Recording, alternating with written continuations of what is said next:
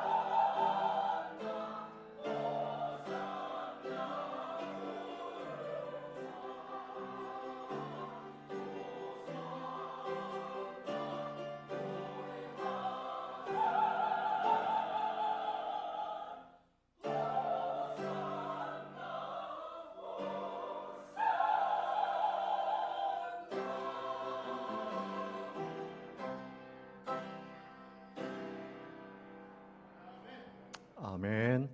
자, 우리 찬양대가 1년 동안 수고 많이 했습니다. 격려의 박수 하겠습니다. 감사합니다. 네. 반갑습니다. 우리 함께 인사합시다. 반갑습니다. 잘 오셨습니다.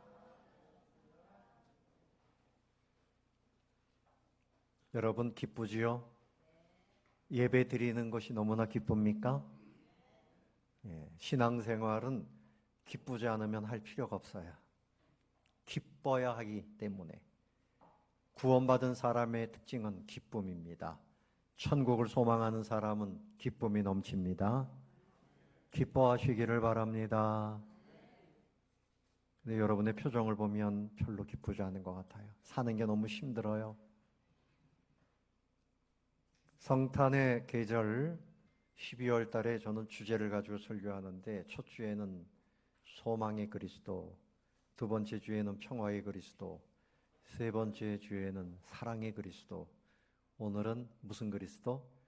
기쁨의 그리스도. 그래서 오늘 말씀의 제목은 강물같이 흐르는 기쁨. 강물같이 흐르는 기쁨.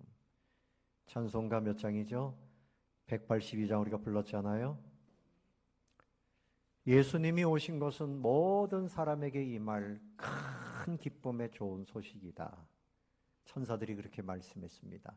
아픈 사람, 우울한 사람, 가난한 사람, 슬픔 속에 있는 사람, 모든 사람에게 큰 기쁨으로 오신 분이 예수 그리스도입니다. 그러므로 예수님을 제대로 만나면 우리의 슬픔이 사라져요. 우리의 고통이 사라져요. 오늘 이 본문의 말씀은 다윗이 기록한 기쁨의 노래입니다. 그래서 여러분 11절에 보면 주께서 생명의 길을 내게 보이시리니 주의 앞에는 무슨 기쁨? 충만한 기쁨. 이 기쁨이 아주 차고 넘친단 말이죠. 주의 오른쪽에는 영원한 즐거움이 있나이다 그랬고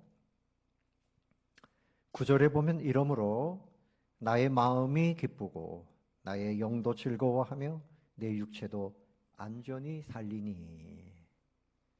흔들리지 않는 기쁨을 다윗은 노래했습니다.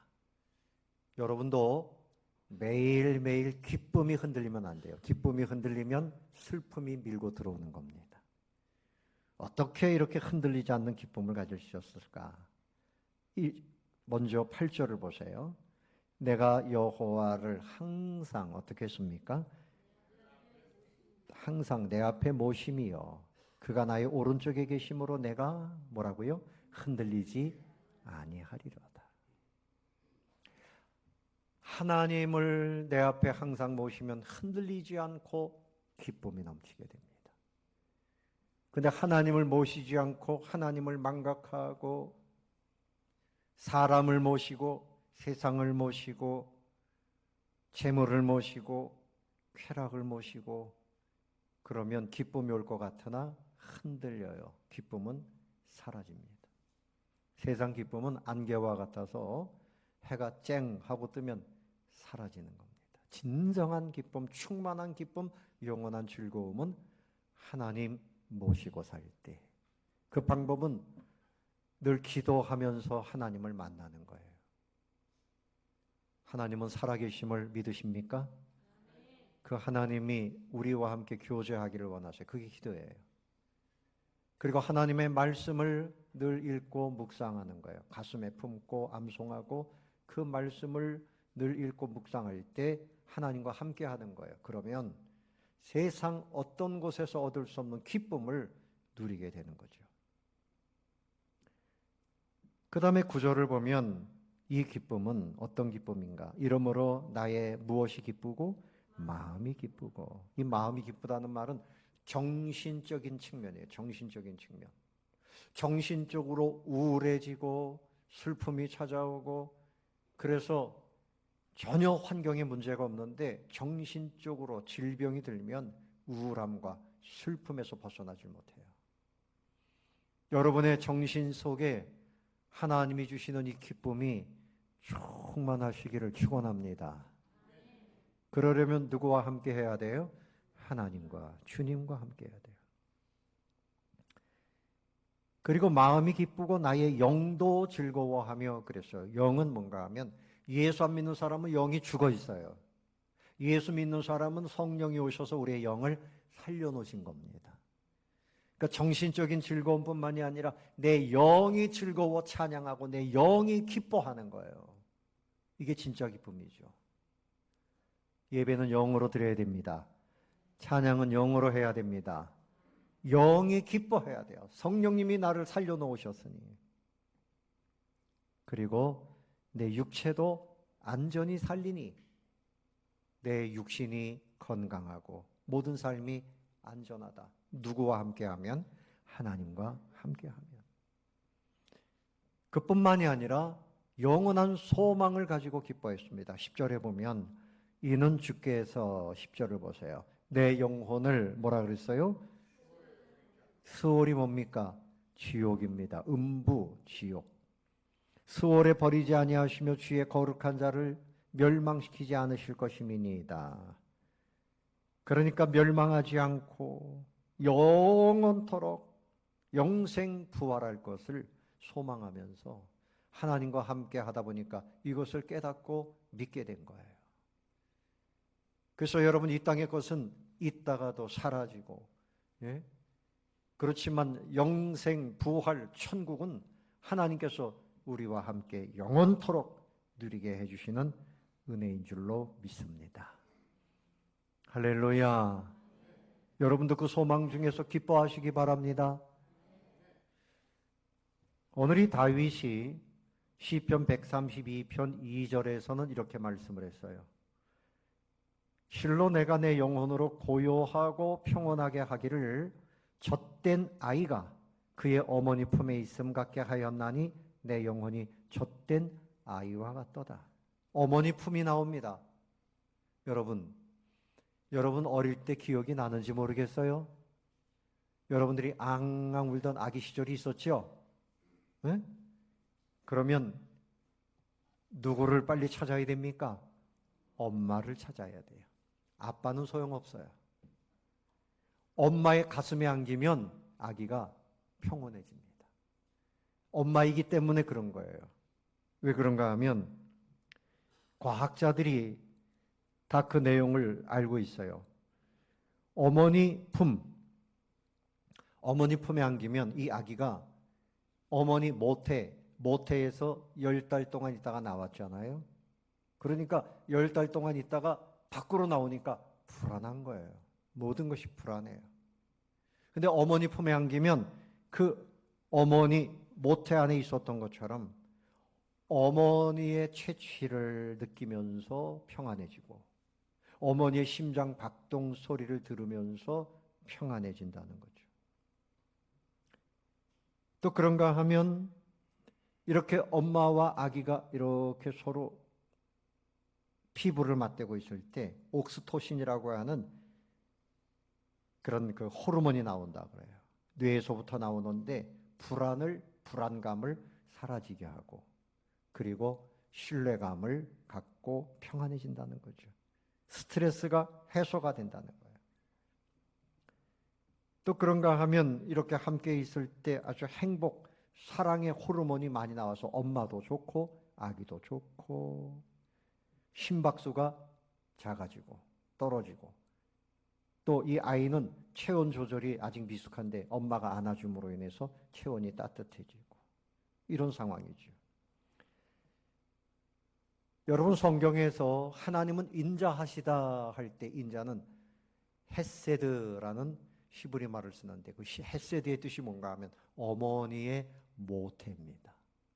아기는 어머니 모태에서 어머니의 영양분을 다 받고 어머니가 보호해 주시고 무한 사랑을 받으면서 그렇게 사람이 되어서 나오잖아요. 그러니까 어머니의 품은 모델하우스다. 모델하우스가 진짜 집이 아니고 이제 아파트에 들어가야 되잖아. 분양되면. 그러니까 우리가 어머니의 품을 통해서 하나님의 그 품을 생각하게 하신다는 것입니다. 하나님의 품은 모델하우스가 아니라 영원토록 우리를 평안하게 하고 기쁘게 하고 즐겁게 하고, 그래서 우리에게 공급해 주시고 우리를 보호해 주시는 그 은혜가 있음을 믿으시기를 바랍니다. 할렐루야. 오늘도 주님의 은혜 가운데서 여러분이 기쁨을 회복해야 돼요.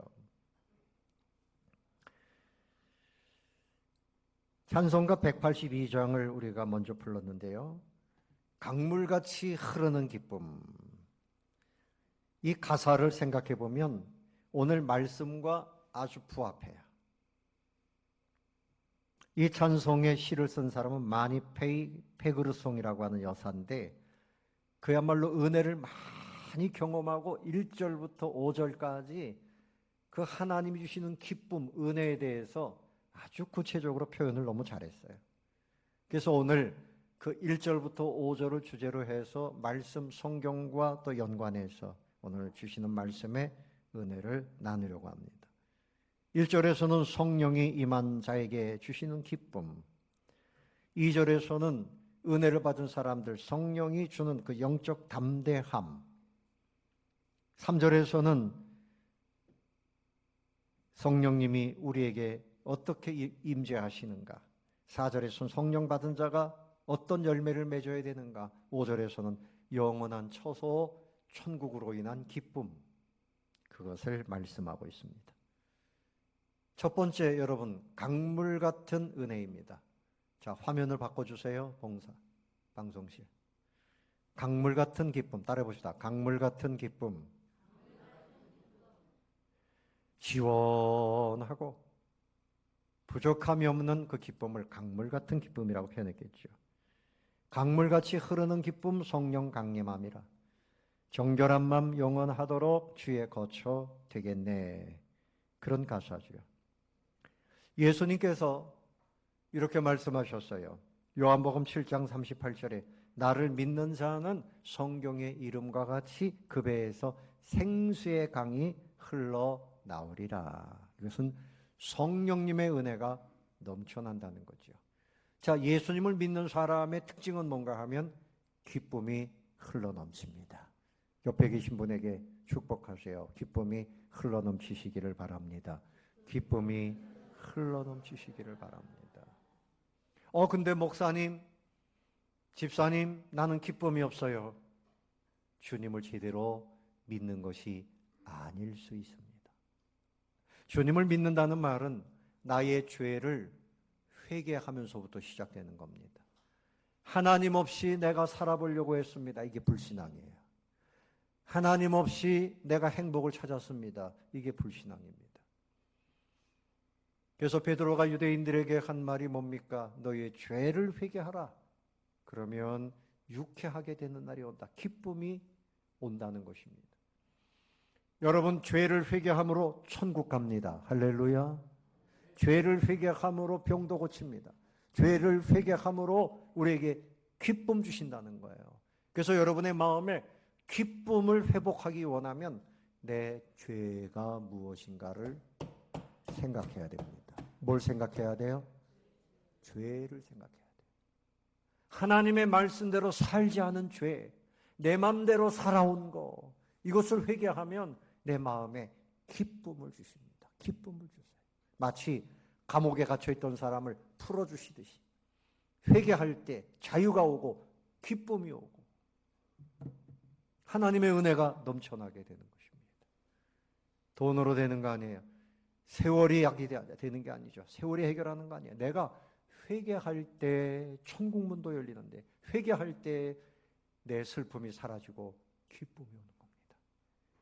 목사님 때문에 요즘에 남마 시험 들었어요. 이런 분들 그러지 마시고 회개하시기 바랍니다. 예? 남편 때문에 그래요. 부인 때문에 그래요. 그거 다 소용없어요. 나는 지금 생활이 어려워요. 그런 것이 아니라 왜 기쁨이 없느냐? 나의 죄를 주님 앞에 뭐 해야 된다고요? 회개해야 됩니다. 그래야 여러분 신앙생활의 진정한 맛을 아는 거예요. 진정한 맛을 아는 거예요. 자, 여러분의 표정을 보면요, 심각해요. 어두워요. 기뻐하지 않아요. 기뻐하시기 바랍니다. 아멘. 그 비결은 한 가지예요. 나의 죄를 회개하고 주님을 진정으로 믿을 때 기쁨이 오는 거예요. 강물 같은 기쁨을 누리게 되시기를 축원합니다. 두 번째는 생명소생의 기쁨이에요. 무슨 기쁨? 생명소생. 2절에 나의 생명소생케 되면 성령 임하심이라 모든 의심 슬픔 사라져 주의 평강 넘치네 그랬어요. 주님 알기 전에는 매사에 의심이 많아요. 의심이 많아. 소심해요. 작은 일에도 낙심해요. 부정적으로 생각해요. 뭐든지 부정적으로 생각해요. 그러나 성령 받은 후에는 긍정적인 사람이 되고 적극적인 사람이 되고 담대한 모습을 갖춰요. 다윗이 시편 23편 3절에서 이렇게 고백했습니다. 내 영혼을 소생시키시고 자기 이름을 위하여 의의 길로 인도하시는도다. 나의 영혼을 어떻게? 소생. 죽을 영혼을 살려놓으셨다 그런 말이죠. 슈브라는 히브리어를 쓰는데 그 뜻은 뭔가 하면 하나님께로 돌아간다. 누구에게로 돌아간다? 하나님께로 돌아간다. 여러분도 여러분의 가족 모든 식구들이 하나님께 돌아올 수 있기를 바랍니다. 우리 대한민국이 잘 되는 길은 모두가 다 누구에게로 돌아와야 돼요? 하나님께로 돌아와야 돼요. 자기 생각, 자기 그 고집, 그 모든 거 내려놓고 하나님께로 돌아와야지. 그게 소생입니다. 성경에 1000번 이상 기록한 단어입니다. 여호수아 24장 23절에도 너희 마음을 여호와께로 향하라. 여러분의 마음을 누구에게로? 여호와 하나님께로 향하라. 예레미야 4장 4절에 스스로 할례를 행하여 여호와께 속하라. 마음에 할례, 마음에 잘못된 것을 잘라내라는 것입니다. 여러분 병이 들면 병원에 가서 때로는 수술을 합니다. 배를 가르고 메스를 가지고 칼을 대야 돼요. 잘라냅니다. 그렇지 않으면 살 수가 없어요. 우리가 기쁨을 누리고 하나님의 은혜를 누리려면 내 마음에 암덩어리처럼 나를 붙들고 있는 고집, 욕심, 잘못된 것을 잘라내고 하나님께로 가라는 거예요. 예레미야 4장 14절에도 네 마음의 악을 씻어버리라 그랬고 호세아 10장 2절에서는 너희 묵은 땅을 기경하라. 여러분 땅이 오래되면 단단해져서 비가 와도 그 빗물이 들어가질 않아요. 화분도 오래되면 다시 갈아줘야 돼요. 빗물이 들어가야 돼요. 길가밭 같이 단단하고 돌짝밭 같고 가시떨기밭 같고 이것을 갈아엎어서 옥토가 돼야 된다. 그래야 살아나는데 여러분 한말로 표현하면 회개하는 것입니다. 회개하고 하나님께로 가려고 하면 하나님은 우리를 소생시켜 주시는 줄로 믿으시기를 바랍니다. 암병이 걸린 분들이 대부분 이런 코스를 거친다 그래요. 왜 하필이면 납니까? 원망합니다. 하나님 왜 나에게 이런 병을 보내셨습니까? 그리고 절망합니다. 슬퍼합니다. 탄식합니다. 그러다가 이제 은혜를 회복하면 이분이 병을 고치든 아니면 하나님 앞에 가게 되든지 간에 그에게서 볼 수 있는 것은 감사와 기쁨입니다. 하나님 기뻐요. 하나님 감사합니다. 그러면서 하나님 나라에 들어가는 그런 과정을 보게 됩니다. 여러분, 우리가 건강할 때 현재 우리의 형편이 어떻든 간에 우리의 영혼에 할례를 행하면서 하나님께 돌아가서 여러분 기쁨을 회복하는 분들이 다 되시기를 축원합니다. 성령의 그 말씀으로 우리를 새롭게 해야 되고 기도하면서 새로워져야 돼요. 그러면 마음에 담대함이 생겨요. 마가복음 9장 23절 주님이 하신 말씀이죠. 할 수 있거든이 무슨 말이냐? 믿는 자에게는 능치 못함이 없느니라. 아멘. 옆에 계신 분에게 축복하세요. 믿는 자에게는 능치 못한 일이 없느니라. 믿는 자에게는 능치 못한 일이 없느니라. 아멘. 나는 힘이 없지만 하나님은 여전히 전능하십니다. 빌립보서 4장 13절에 내게 능력 주시는 자 안에서 내가 모든 것을 뭐라고요? 할 수 있느니라. 홍해바다 어떻게 건넜습니까? 하나님이 100% 하나님이 하셨잖아요. 바닷물을 그냥 맨 땅으로 건너가게 갈라 놓으셨잖아요. 여리고 성도 하나님이 무너뜨리셨어요. 여러분, 우리가 지금 살고 있는 것도 내가 숨 쉬니까 사는 겁니까? 하나님이 호흡을 허락하시니까 살고 있는 거예요. 하나님이 스위치 딱 누르시면 끝나는 겁니다. 우리가 살고 있는 것이 다 하나님의 능력입니다. 그런데 내가 뭘 할 수 있다고 생각하면 교만이에요. 할 수 있다 하다가 할 수 없다. 아닙니다. 처음부터 끝까지 우리는 하나님의 능력으로 사는 것입니다. 아멘. 그 하나님은 천지 만물을 창조하신 하나님. 그 하나님을 제대로 믿어야 돼요. 우리를 소성케 하시는 기쁨을 누리게 되시기를 축원합니다. 세 번째는 단비의 기쁨입니다. 따라해 봅시다. 단비의 기쁨. 3절 가사에 보면 하늘에서 단비 내리고 햇빛 찬란함 같이 우리 마음에 성령 임하니 주님 보내심이라. 여러분, 비가 오지 않다가 비가 오면 그 비를 단비라 그래요. 야, 정말 단비가 내렸다. 이스라엘 땅에는 비가 내리질 않아요. 그래서 비 오는 날은 축복의 날이라고요.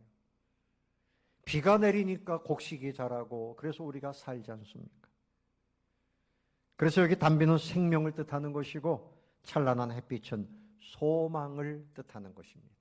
하나님은 우리에게 생명을 주셔요. 날마다 오늘도 생명을 주셔서 우리가 이 자리에 있는 줄로 믿습니다. 영원한 생명 주시는 분이에요. 그리고 하나님은 우리에게 머리를 들고 앞에 있는 희망을 바라보라는 거예요. 주께서 밭고랑에 물을 넉넉히 대사 그 일항을 평평하게 하시며 또 단비로 부드럽게 하시고 그 싹에 복을 주시나이다. 시편 65편 10절 말씀. 금년에도 대한민국 땅에 이만큼 하나님이 곡식을 주신 거, 여러분, 그래서 우리가 살고 있는 거죠. 또 하나님의 말씀의 교훈을 단비라 그랬어요. 여러분, 성경을 읽고 말씀을 듣는 것은 우리의 영혼에 단비를 내려주시는 거다. 신명기 32장 2절에 보면 내 교훈은 비처럼 내리고 내 말은 이슬처럼 맺히나니 연한 풀 위에 가는 비 같고 채소 위에 단비 같도다. 그러니까 여러분, 영혼에 단비의 기쁨을 누리려면 성경을 많이 보시기를 바랍니다. 복 있는 사람이 누구냐? 시편 1편 3절에 주야로 묵상하는 자로다. 하나님의 말씀을 묵상하는 자로다. 저런 시냇가에 심은 나무와 같이 푸르고 마르지 아니하고 열매를 맺고 형통하게 되는 것입니다. 하나님 우리에게 이른 비, 늦은 비 끊임없이 내려주시는데 우리 영혼의 말씀을 통해서 비를 내려주십니다. 여러분, 이제 성경과 함께 살지 않으시렵니까? 이제는 성경과 함께 단비의 은혜를 누리게 되시기를 축원합니다. 시편 72편 6절 이하에 그는 뱀풀 위에 내리는 비같이 땅을 적시는 소낙비같이 내리리니 그의 날에 의인이 흥왕하여 평강의 풍성함이 달이 다할 때까지 이르리로다. 그러니까 지금 비가 내리고 있는데 여러분, 항아리 뚜껑을 닫아놓으면 빗물이 들어가요, 안 들어가요? 네, 그래도 들어갑니까? 안 들어가지요. 하나님의 말씀이 우리에게 이렇게 주어졌는데 읽지 않고 묵상하지 않으면 여러분의 영혼은 늘 기근 속에, 고통 속에 머물 수밖에 없는 거예요. 성경 읽지 않고 어떻게 여러분 주님의 은혜를 누릴 수 있겠어요? 지금 수십 년째 교회를 다니지만 성경과는 너무 멀어요. 하루에 한 장 읽는 거 뭐 대단한 것처럼 생각이 되죠. 일주일에 몇 장 못 읽어요. 여러분, 아침, 저녁으로 성경을 묵상하시기를 바랍니다. 아멘. 성경을 읽으시기 바랍니다. 성경 좀 읽으시기 바랍니다. 제가 왜 부탁을 해야 됩니까? 네? 여러분, 성경 보지 않고 어떻게 하나님의 은혜를 누리겠어요? 그래서 다른 데서 찾아요. 사람들이 어머니의 품같이 하나님의 품에 안겨야 되는데 하나님의 품을 찾지 않고 술에 빠지고 세상 쾌락에 빠지고, 예? 연말이니까 사람들 좀 만나야지. 연말에는 거기에 뭐 기쁨이 있어요? 갔다가 상처나 받지. 누구는 명품 옷 입고 나왔는데 나는 이 모양이 뭐냐, 누구는 명품 백 가지고 왔는데 나는 이게 뭐냐, 막 상처나 받지.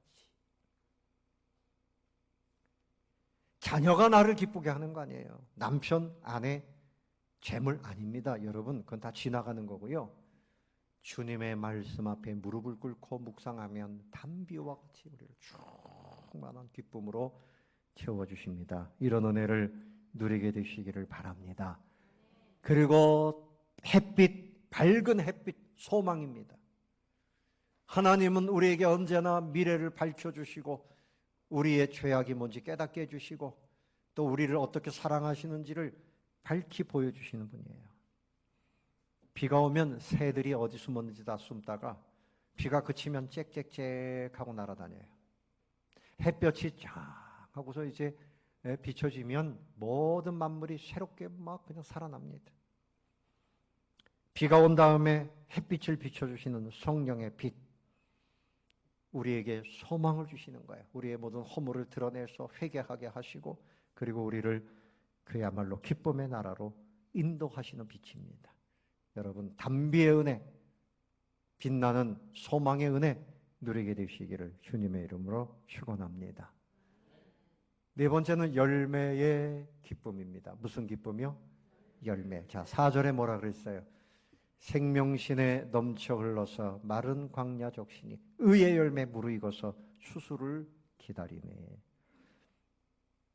농사 짓는 분들, 사과 농사를 졌는데 가을에 사과 열매가 잘 맺혀야 기쁘죠. 배나무에서 배가 맺히고 배추 농사가 잘 되고 또 자식 농사가 잘 되고. 금년에 여러분 1년을 살면서 어떤 열매를 맺었습니까? 의의 열매는 하나님이 기뻐하시는 믿음의 열매입니다. 진리의 열매입니다. 거룩의 열매입니다. 진정한 이 열매를 맺어야 하나님이 영광 받으시고 우리도 그때 기쁨이 충만해지는 것입니다. 금년에 여러분들이 어떤 열매를 맺었어요? 하나님이 기뻐하시는 의의 열매를 얼마나 맺으셨습니까? 다윗은 하나님 앞에 늘 머물러서 기도하고 말씀 묵상하고 그러는 중에 의의 열매가 넘쳐났습니다. 그래서 기쁨이 충만하고 영원한 즐거움을 누릴 수 있었던 것입니다. 성령의 은혜를 사모하시기를 바랍니다. 갈라디아서 5장 22절 이하에 보면 오직 성령의 열매는 사랑, 희락, 화평, 오래 참음, 자비, 양선, 충성, 온유, 절제. 우리가 이 모든 것에 열매를 잘 맺어야 돼요. 그런데 반대 열매를 맺으면 증오의 열매. 안 되죠? 그냥 마음의 증오심을 가지고 살면 안 되죠. 슬픔의 열매. 안 되죠. 다툼의 열매. 안 되죠. 그 사람만 나타나면 늘 다툼이 시작돼요. 안 되죠. 참지 못해요. 조급해요. 안 됩니다. 무자비합니다. 무자비해요. 안 돼요. 충성하지 않아요. 포악합니다. 이거 다 잘못된 열매죠. 이런 열매는 안 되고 온유의 열매를 맺어야 돼요. 또 무절제, 이거 안 됩니다. 절제해야 돼요. 내가 무슨 일을 해도 내가 할 만큼 해야 되고 내 자리를 알아야 돼요. 무절제한 사람은 그냥 아무것도 모르고 그냥 무질서하게 막 일을 벌립니다. 그러면 그것 때문에 오히려 문제가 생기는 거죠. 의의 열매를 맺으면 진정한 기쁨을 누립니다. 여러분, 금년에 이제 마지막 주입니다. 이후로가 중요해요. 주님 말씀 안에서 의의 열매를 많이 맺으시고 기쁨이 충만하게 되시기를 주님의 이름으로 축원합니다. 축원합니다. 화평하고 성결하고 관용하고 양순하고 긍휼과 선한 열매, 이것이 가득해야 됩니다. 마지막 다섯 번째는 천국의 기쁨입니다. 무슨 기쁨? 자, 여러분, 천국을 소망하십니까? 천국을 소망하십니까? 예수 믿는 이유는 천국 때문에 믿는 거예요. 맞습니까? 그 천국이 우리에게 분명히 준비되어 있습니다. 할렐루야. 이 땅에 있는 것은 다 지나가요. 다 지나갑니다. 영원한 천국, 영화로운 천국. 그래서 오늘 5절에 보면 놀라우신 주의 은혜로 그의 얼굴 뵙겠네. 평화로운 안식처에서 영원토록 쉬겠네. 그랬죠? 여러분 집이 없어서 새빵살이 하는 분들의 서러움을 여러분 아실 겁니다. 그러면 이 사람들의 소원은 뭔가 하면 어떻게 하든 내 집을 하나 마련하자 이것입니다. 그런데 여러분 한 번 더 생각해 보면 이 땅에 있는 모든 것은 주인이 누굽니까? 원래 누구 겁니까? 하나님 겁니다. 물론 우리 아버지 거니까 우리는 자녀로서 다 누리고 있는 거죠. 땅을 여러분들이 사가지고 등기를 했어도 원래 그 주인은 누굽니까? 하나님이에요. 때가 되면 다 놓고 가야 됩니다. 집도 차도 뭐든지 다 놓고 가야 돼요. 그저 소꿉장난 하는 정도입니다. 영원한 안식처. 그러니까 오늘 이 다윗도 하나님 앞에 늘 믿음으로 살면서 그는 이 땅에 왕노릇하고 있지만 내가 여기서 영원히 왕노릇해야지 이런 생각이 아니고 그의 소망은 영원한 안식처 어디입니까? 천국에 있었습니다. 여러분 죄송하지만 여러분 중에 내가 이 땅에서 더 영원히 더 많이 더 누려야지 더 많이 가지고 있어야지 그런 생각에서 벗어나지 못했다고 하면 그것을 깨뜨려야 됩니다. 우리의 영원한 안식처는 분명히 어디입니까? 천국입니다. 그것은 어떤 것일까요? 요한계시록 21장 4절에 보면 모든 눈물을 그 눈에서 닦아주시니 거기에는 주님의 위로만이 있어요. 다시는 사망이 없고 애통하는 것이나 복하는 것이나 아픈 것이 다시 있지 아니하리니 처음 것들이 다 지나갔음이로라. 말씀을 맺겠습니다. 여러분 흔들리지 말고 기쁨을 채우시기 바랍니다. 그러려면 누구 앞에 있어야 돼요? 하나님 앞에서. 성경을 깊이 묵상해야 돼요. 성경을 어떻게 묵상해야 돼요? 깊이 묵상해야 돼요. 그리고 기도 생활을 해야 돼요. 살아계신 주님과 대화가 있어야 돼요. 주님과의 만남이 있어야 돼요. 주님은 지금도 살아계십니다. 여러분과 대화하기를 기뻐하십니다. 흔들리지 않는 강물같이 흐르는 기쁨 누리게 되시기를 예수님의 이름으로 축원합니다.